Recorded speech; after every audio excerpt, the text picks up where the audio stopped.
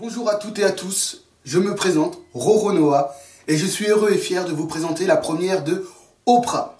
Oprah, c'est quoi? C'est ça!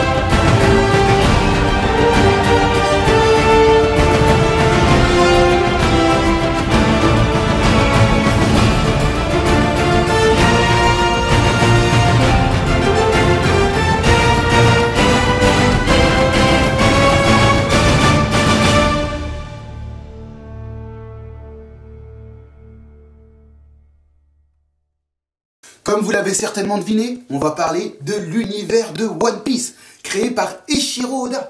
On parlera de ses personnages, de ses théories et encore plein d'autres choses. Alors restez avec nous et pour inaugurer la première de Oprah, nous allons parler d'un des secrets les mieux gardés de l'univers de One Piece. Et je parle de la volonté du dé. La volonté du dé, qu'est-ce que c'est? On sait que la lettre D est présente dans certains noms de famille des personnages de One Piece.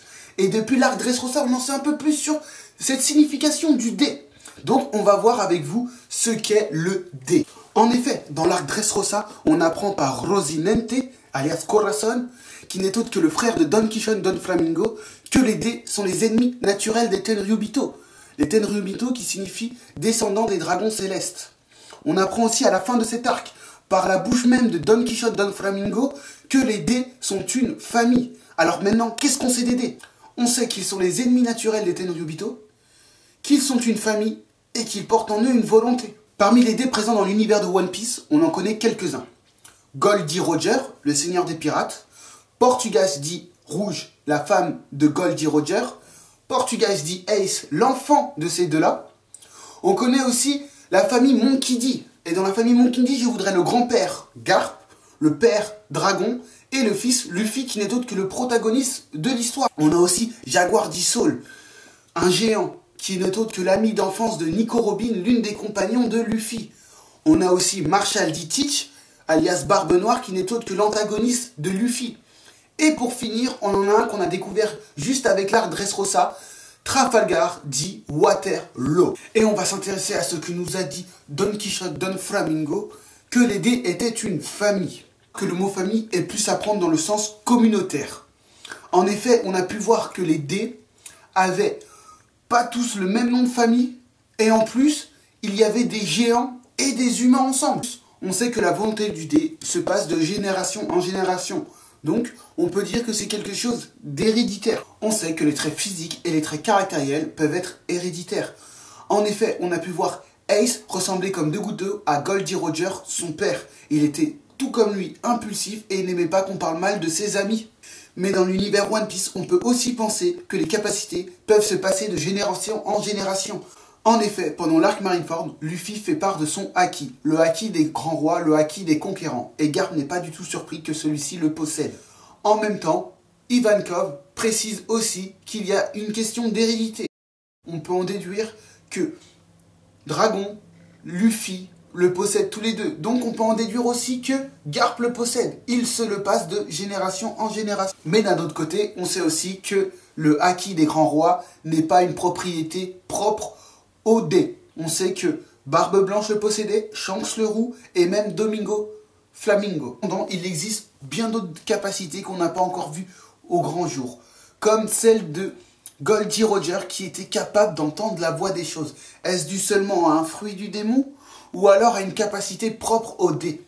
Intéressons-nous maintenant à la capacité de Goldie Roger qui était d'entendre la voix des choses. Est-ce dû à un fruit du démon ou à une capacité propre? On se rend compte qu'il n'est pas le seul à pouvoir l'utiliser. En effet, pendant l'île des hommes poissons, lorsque Luffy détruit Noah, on se rend compte qu'il est peut-être capable d'entendre la voix des monstres marins. Cependant, il n'y a pas que lui qui a déjà fait preuve d'entendre la voix des choses. Le premier à l'avoir fait était Roronoa à Alabasta lorsqu'il se rend compte qu'il est capable d'entendre la voix des pierres pour pouvoir couper l'acier. Et aussi, pendant l'arc Marineford, on se rend compte que Koby entend la voix de tout le monde. Il entend la voix des gens qui disparaissent et ça le rend triste. Encore une fois, cette capacité n'est pas que propre au dé. On se rend compte que d'autres personnages de l'univers One Piece sont capables de l'utiliser. Cependant, la volonté du dé n'est pas obligatoirement que spécifique au dé. Elle est spécifique à plein d'autres personnages. En effet, Barbe Blanche nous le dit dans l'arc Marineford.